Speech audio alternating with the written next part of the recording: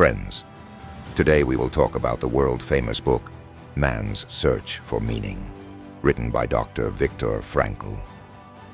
This book is so powerful that till now, more than 1,20 lakh copies of it have been sold, and Sandeep Maheshwari Sir has also recommended it to everyone to read. This book is the true story of prisoners who spent their lives in Nazi torture camps built by Hitler during the Second World War. The author of this book, Dr. Viktor Frankl, himself spent 3 years of his life in that Nazi soul camp, and in this book he is sharing the same experience. Out of all the people who went to the torture camp as prisoners, less than 10% of them could come back alive. After all, what did those 10% people do to keep themselves alive? What power or technique did they have, due to which they were able to survive even after suffering so much torture? Viktor Frankl has also told the reason for this, and I will tell you that reason in the last part of this video.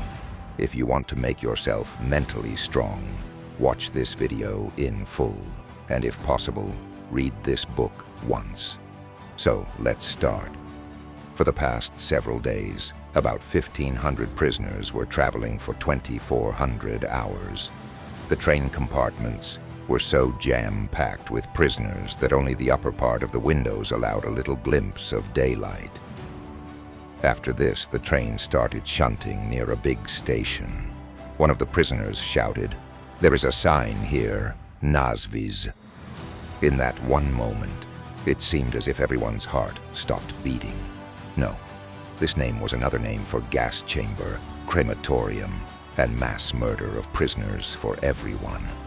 But death was not written immediately in their lives.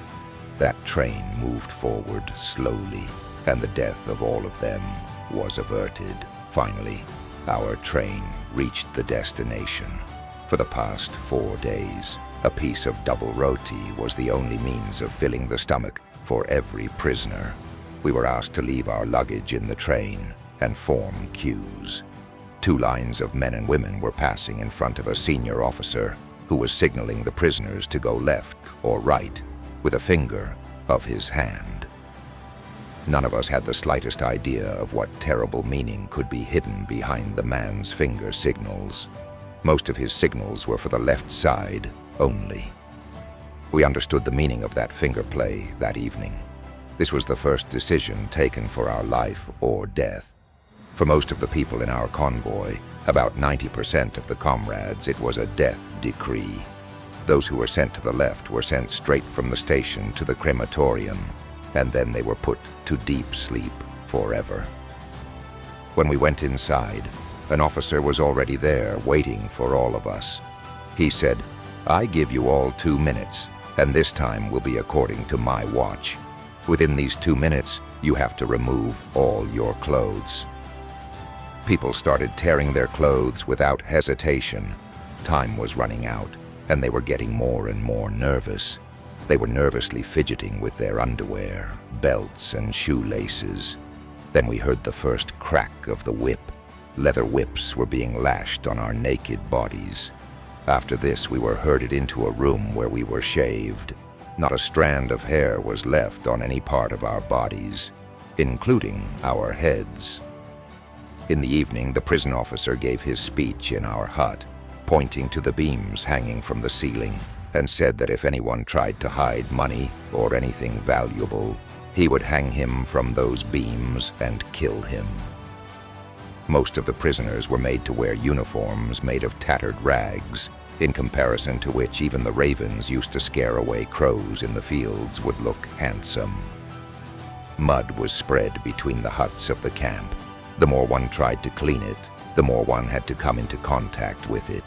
New prisoners were told in great detail about the teams who were to clean the latrines and carry away the excreta. As usual, as they carried the excreta down the slopes of the fields, some of the excreta would splash into the face of the person carrying it. If he showed disgust or tried to clean his mouth, the constable would lash him. So all the prisoners soon stopped making normal reactions. One day, one of the prisoners died. One by one, the prisoners came to the corpse which had not even cooled down completely. One grabbed the leftovers of his potato meal. Another decided that the corpse's wooden shoes would be better than his own and exchanged them. A third man did the same with the corpse's coat, and another found something that would amaze you. Can you imagine what he found? He found a long string in the corpse's pocket that could help tie up his worn and broken shoes. I asked a medical assistant to remove the body. He dragged it by the legs across the rough, unpaved floor and left it rolled up on the veranda between 2 rows of planks. I did not mind the corpses lying near me, with maggots crawling on them. We were all very thin and emaciated from not having had enough food for so long. After only a few months in the camp, we were no longer able to climb the 6-inch-high stairs. Due to weakness, we had to drag ourselves up the stairs like a quadruped, putting weight on our hands, poison of beatings and humiliation. The prisoners were beaten mercilessly on the slightest pretext, and sometimes those ruthless officers did not even feel the need to make an excuse. Let me tell you an incident once a year. We were all in the forest, and we had to dig the top layer of the soil, which had frozen and hardened with snow at a temperature of 2 degrees Fahrenheit. Water pipes had to be laid there. By then I had become very thin physically. A foreman with cheeks like red tomatoes also came with us. His face definitely reminded me of the face of a pig. I saw that he was wearing beautiful, warm woolen gloves in that harsh winter. He kept looking at me silently for some time. I felt that some trouble was about to happen to me. There was a pile of soil in front of me, looking at which one could immediately guess how much soil I had dug till then. Suddenly the foreman started talking to me. "You pig, I have been watching you for so long. Now I will teach you how to work. Just see how you will dig this soil with your teeth. You will die like an animal. I will finish you off in 2 days. It seems you have never done any work in your whole life. What did you do, you bastard?" I replied, "I was a doctor, a specialist." He immediately pounced on me and started punching and kicking me while screaming like a madman, and kept hitting me until I was half dead.